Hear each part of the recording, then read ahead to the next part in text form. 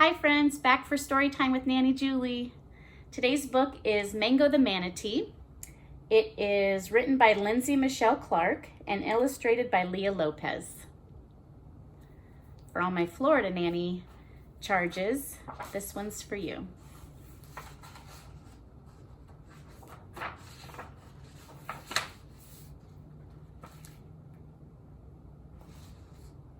Mango the Manatee was eating a delicious lunch of seagrass and hyacinths with her mother when she felt a cold rush of water against her thick gray skin. "Brr!" Mango yelped with a shiver. "That was chilly." "Yes, it was," replied Mango's mother. "The ocean tide is bringing in colder water since it's almost winter, which means it's time for us to move to a warmer place. We can't stay here once it gets much colder, or we will get very sick."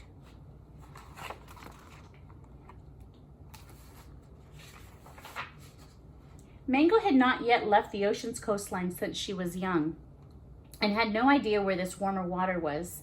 She was excited to explore and make new friends. "Where will we go? What is it like?" Mango asked. "It's a beautiful place called the Crystal River, where springs of warm water bubble up from the ground through the sand and keep the water warm and sparkling clear," Mango's mother answered. "Wow, that sounds like magic," Mango squealed. "There will also be many other manatees, and some will look different than us, without any barnacles on their backs," Mango's mother told her.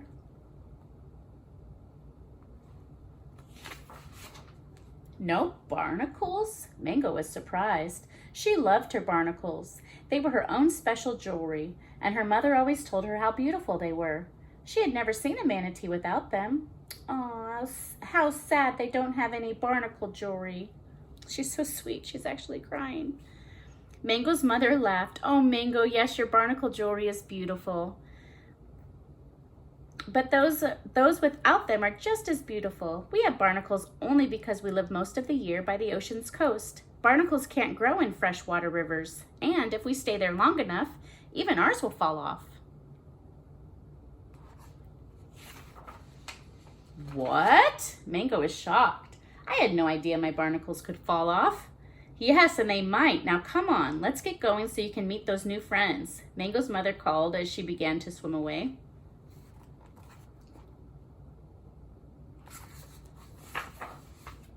On their journey to the Crystal River, they encountered many wonderful treasures and creatures. They passed dolphins. "Hello, dolphins," Mango waved. "You look very lovely and graceful today." They saw sea turtles. "Hi, sea turtles," Mango shouted. "I love your pretty turtle shells."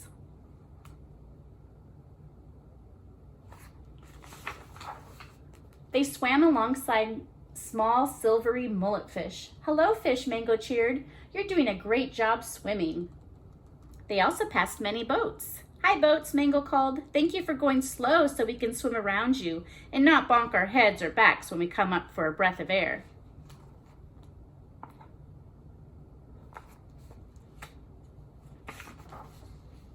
Finally, they made it into a long stretch of crystal clear water.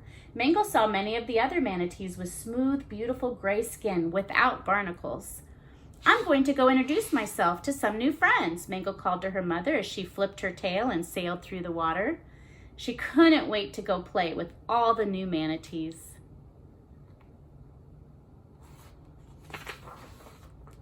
"Hi, I'm Mango," she said to a particularly pretty manatee that she just knew would be her friend. "Can I play with you guys?" "Mango? What kind of name is Mango? That's a fruit and not a name for a manatee." The manatee laughed. "I'm Betsy. That's a real manatee name." "Ha! Not like Mango, Tango, Banana, Fana, Fango," Betsy sang out, and all the other manatees around her broke out into loud peals of laughter.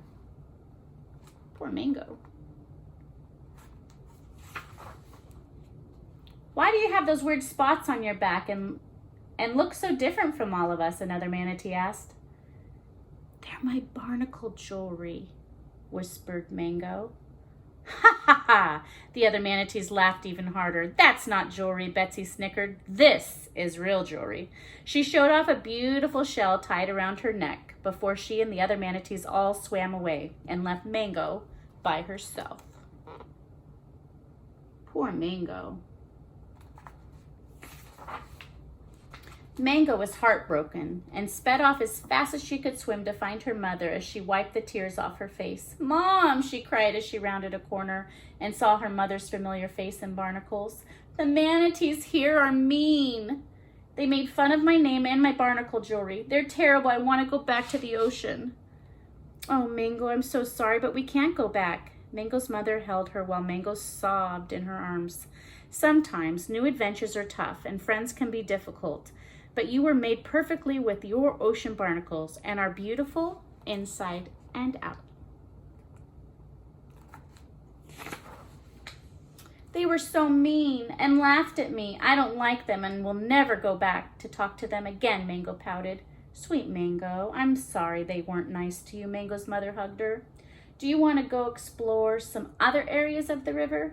There is a beautiful place called the Three Sisters. It has those magical bubbling springs I told you about. That might make you feel better." I actually went there. I'll tell you about that in a minute. Mango was still upset but reluctantly agreed and began to slowly swim towards the mysterious bubbling springs.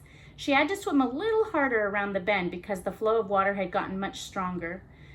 She was very used to the change of tides and currents in the ocean and enjoyed the familiar reminder of home.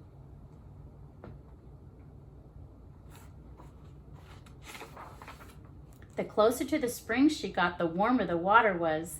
It felt like a soft, cozy blanket had wrapped her up in a hug, and it made her smile. Mango couldn't believe how sparkly and clear the water was, too. She couldn't wait to get to the Three Sisters and see just how magical this place was. As she came around the corner to the beautiful bubbling water, she saw that mean manatee, Betsy, was sunbathing alone next to the magnificent springs. "Ugh," she sulked and was about to turn around to swim away as fast as she could when she saw Betsy start to flop back and forth.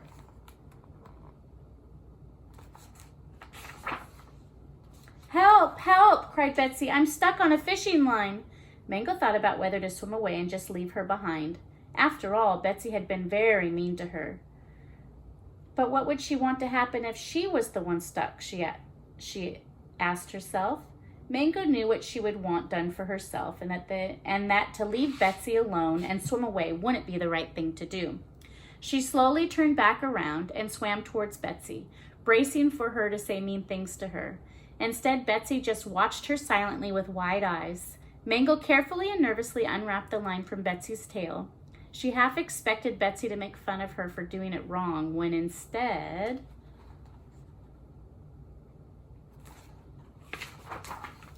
Betsy launched herself onto Mango, giving her a great big hug. "Thank you so much for saving me," gulped Betsy. "I'm so sorry I was mean to you earlier.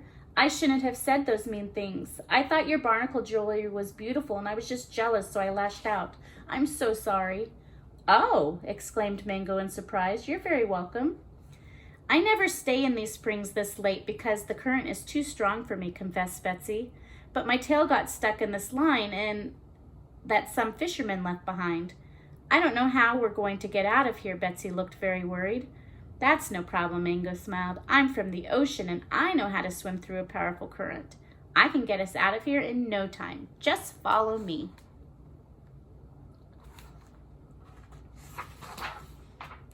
Mango led Betsy through the tough water passageway and back into the safety of the river.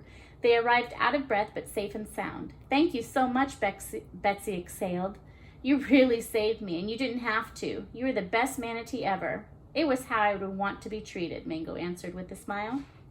"Well, I didn't act how I should have earlier, and I'm so sorry," Betsy apologized again.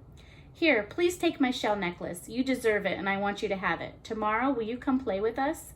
I'd love to introduce you to all my friends." "Wow, thanks," Mango squeaked. "Yes, I would love to."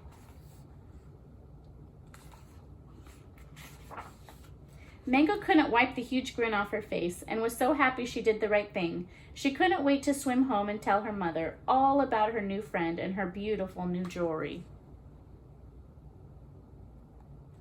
That's wonderful. So I'm going to tell you a little bit about the back. About the author. Lindsey has loved manatees since she was in elementary school. She did her first report on them after her parents went to a Jimmy B concert and heard them spread awareness about these animals. Lindsey was inspired to write this book after her husband surprised her with a trip to Florida to swim with the manatees. She currently lives with her husband and dog in Seattle, Washington.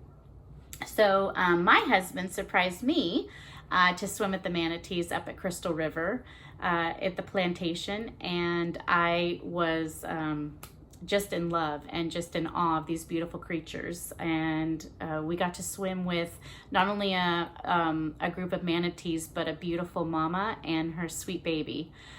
So one of these days I'll show you photos of that trip too. So anyway, thanks for staying for Nanny's story time, and stay tuned for more. All right, love to you guys. Miss you. Bye.